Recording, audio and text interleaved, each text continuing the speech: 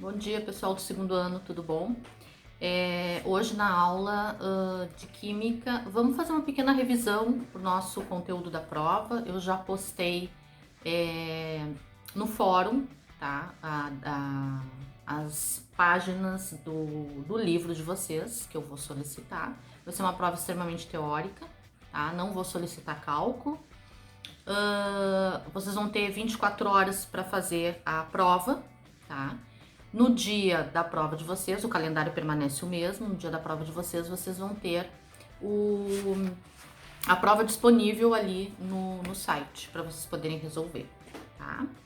Bom, então, fazendo um pequeno relato, assim, tá? Da página 5 do livro, tá? De vocês. Nós começamos com soluções, foi nosso primeiro assunto da nossa aula presencial. E aí eu comentei com vocês que o que é uma solução, né? Uma solução, ela tem um soluto e um solvente. O que é o soluto? É a menor parte que contém a solução. Então, vamos supor que eu tenha um litro de Coca-Cola, tá? E dentro deste 1 litro eu tenho qualquer sal, tá? Que é o meu soluto. Aí eu tenho 100 gramas desse sal. Então, em relação a 1 litro, 100 gramas é uma quantidade pequenininha. Então, o meu soluto é aquela quantidade menor dentro da minha solução. Então, solução consiste em soluto mais o solvente. O solvente é aquilo que vai dissolver o meu soluto. Então, no caso, o solvente é a Coca-Cola, né? Que ela vai dissolver ali o sal que foi adicionado. Então, mais ou menos simplificando, teoricamente, uma solução tem que ter presença de soluto mais solvente. Página 5 de vocês, tá? Aí na página 6 faz um comentário de suspensão, que é aquilo que a gente consegue visualizar a olho nu. O que é uma suspensão? Nós temos uma mistura homogênea, tá?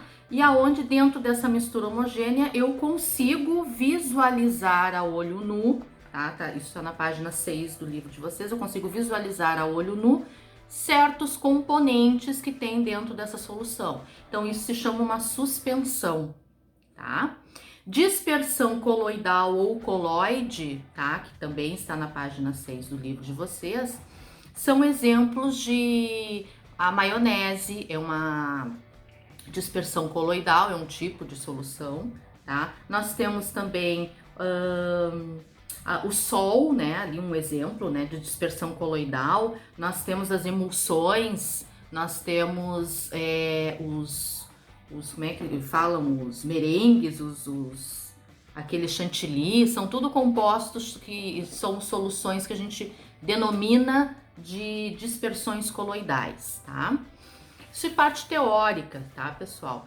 Também falamos de efeito Tyndall. O que é efeito Tyndall? É o efeito da dispersão da luz. É quando nós colocamos um feixe de luz, incidimos um feixe de luz, tá? E a gente observa partículas, por exemplo, uma janela aberta, quando tem a incidência do raio de sol, nós vimos partículas de poeira. Então ali nós denominamos fisicamente, quimicamente falando, o efeito Tyndall, tá? Então a poeira não deixa de ser uma solução, tá? E a gente consegue fazer essa visualização através do efeito Tyndall, tá? Então isso é um pequeno resumo das páginas que eu estou solicitando na prova.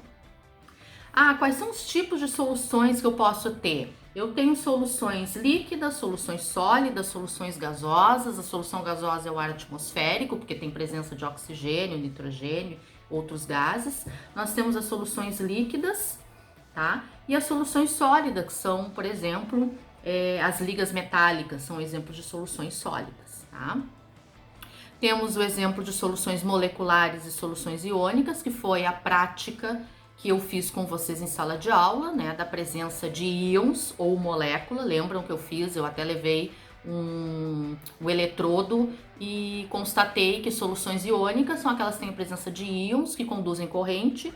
Lembram que a lâmpada acendeu, né, que a gente colocou, por exemplo, água e sal é uma solução iônica. Produtos de limpeza são soluções iônicas, e as moleculares é aquelas que não conduzem íon, né? Não conduzem corrente elétrica, que era o exemplo da água com o açúcar, né, que a lâmpada não acendeu, aí constatou que não tinha íons, logo não é condutor de corrente elétrica. Então, isso são os tipos de solução. Tá na página 9, tá, do livro de vocês. Aí na página, passando um pouquinho ali, nós temos a curva de solubilidade, tá? Curva de solubilidade, gente, eu não vou solicitar na prova, tá? Então, a página, já até tirei fora, né? A página 11 e 12 eu deixei, não vou solicitar na prova de vocês. E aí nós entramos ali no caso para a página de concentração comum, que é a página 18 do livro de vocês, tá? O que seria uma concentração, né? Concentração nada mais é que quando tu tem uma solução, tu acrescenta um soluto nessa solução e ela vai ter uma determinada concentração, tá? Então eu posso acrescentar muito soluto, aí a concentração dela tende a aumentar, ou eu posso diluir, né? Posso diluir a minha solução, aí entra naquela prática de diluição que nós já vimos também. Se eu diluo uma coisa, por exemplo, se eu pego um shampoo que tá acabando, lembra o exemplo que eu dei para vocês do shampoo? Tá na metade do shampoo. Pô, tá acabando, não vou no mercado, né? Porque não quero me contaminar, vou evitar de sair pra rua, então vou colocar o quê? Água lá no shampoo. O que eu tô fazendo ali? Eu tô diluindo o meu shampoo. Então, a minha concentração daquele shampoo tende a diminuir, tá? Mas o que não muda? Não muda a massa, tá? Então, a massa num processo de diluição e no processo da concentração, ali concentração comum, a massa não diminui, tá? Então, isso foi falado na aula presencial. Então, concentração comum é a concentração do café, por exemplo. Eu fiz um café de manhã, ele ficou muito forte. Como é que eu vou fazer para diminuir, né, aquela concentração ali? Então, tu coloca um pouquinho de água, tu tá automaticamente diluindo o teu café, automaticamente tu estás deixando ele mais fraco, uma concentração menor, e consequentemente tu não está variando a tua massa. Isso é importante, a massa não vai variar, tá? Então isso aí tá na página 18 e 19 do livro de vocês. Pequeno resumo das partes teóricas, que é o que eu vou solicitar na prova, tá? Mais adiante, então, ali, passando de concentração, diluição, que eu já acabei de falar, né? Já linkei diluição com concentração, tá? Aí nós temos aqui a página 39, que é a diluição de uma solução. Vou pedir, gente, parte teórica, não vou pedir para vocês calcularem, fazer cálculo de diluição, cálculo de concentração, porque eu já pedi isso no trabalho teste de vocês, tá? Então, eu não vou solicitar na prova, porque foi pedido para não solicitar cálculo na prova. Então, é bastante teórica mesmo, tá? Ali nós temos, então, diluição e concentração, e indo para a página 48, 49, aí entra na aula passada, que são os efeitos coligativos. Aí nós temos a tonoscopia, certo? A tonoscopia. Temos na página 50 a ebulioscopia, depois a página 51 crioscopia, tá? Que foi dado na aula passada. Fala também aqui na página 54 o processo da osmose, tá? Que é aquela da lesminha, da membrana plasmática, tá? Que foi dado essa aula em videoaula para vocês. Então, se eu tô recapitulando assim mais ou menos o que vocês precisam, os tópicos principais, tá? Então, ali na tonoscopia, adiciona um soluto não volátil a uma solução, ocorre a diminuição da pressão de vapor, tá? Então, tonoscopia, ebulioscopia, osmose, tudo é adição de um soluto não volátil, tá? E isso altera no processo físico, né, da água. Então, eu adicionei um soluto não volátil, diminui a pressão e isso faz com que aconteça alguma coisa. Então, no caso da tonoscopia, ocorre a diminuição da pressão do vapor, certo? E aí ocorre o que? Uma dificuldade na parte de congelar a água, tá? Então, sempre é o mesmo processo. Adiciona um soluto não volátil, ocorre uma diminuição na pressão e altera a parte física, né, o estado físico da água. No caso da tonoscopia, ela diminui processo de congelação, tá?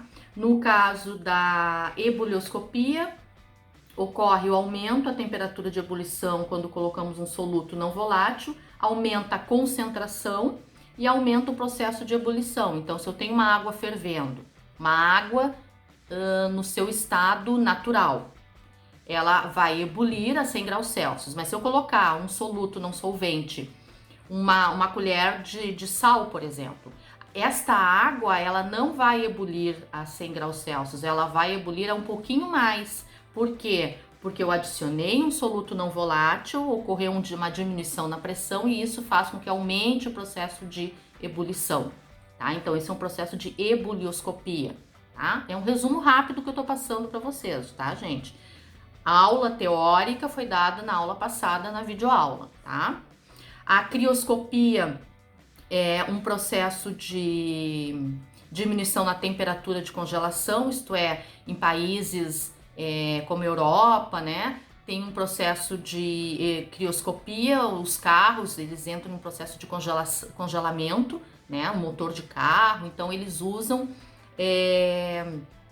preparados para colocar nos motores do carro para que evitem esse processo de congelação. Nada mais é do que um soluto não volátil diminuindo a pressão e alterando o estado físico da água. Essa alteração do estado físico é a diminuição do congelamento, tá?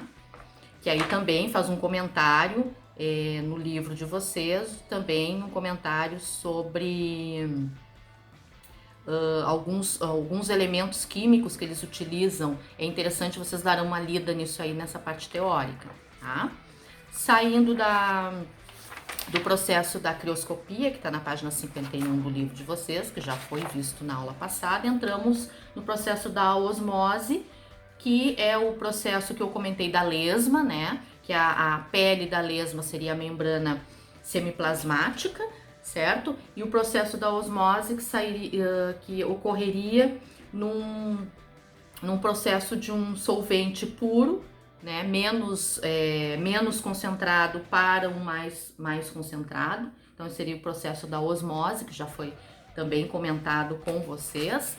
A página 55, que seria falando dos processos do sangue, de pressão osmótica, isso eu não vou solicitar, certo? E da membrana e da osmose reversa, que é o processo reverso que eu falei, da dessalinização da água do mar, né? Que é um processo onde reverte a água salgada, passa para uma água potável. Então, ali no livro que faz comentários sobre isso, fala do processo do Chark, que é interessante vocês darem uma lida nisso aí, que também é um processo de osmose. Comenta também sobre as compotas, que são utilizadas também no processo da osmose reversa, tá? Então, com isso, gente, a gente fez um pequeno resumo de todo o conteúdo, tá? Sendo que a maioria do conteúdo nós conseguimos dar uma boa olhada na parte do nosso conteúdo na parte presencial. Então, com vocês, assim, eu tô bem tranquila, tá? Em relação a isso. O único processo que nós vimos virtualmente foi esse processo processo teórico, né? É o processo das propriedades coligativas, mas eu acredito que isso não tenha tanto problema assim, né, pessoal? Porque é parte teórica, então vocês vão ter a chance de consultar o livro de vocês também, tá? Então é isso, a gente fica por aqui, tá? Qualquer dúvida, pessoal, que vocês não consigam abrir o vídeo, eu coloquei lá também no fórum. Vocês copiem o link do vídeo, joguem no Google, tá? Copia e cola, joga no navegador que vai abrir normalmente. Não precisa só ficar clicando ali em cima. Eu só cliquei e não adiantou. Se não adiantou ali, gente, faz o plano B. Pega o endereço do vídeo, joga no teu navegador que vai abrir, tá? Via YouTube vai abrir, certo? Então, tranquilos, fizemos uma pequena revisão. Qualquer coisa, o meu e-mail é lisandramiller2@hotmail.com. Em último caso, gente, vocês podem me mandar coisas por e-mail, tá? O que o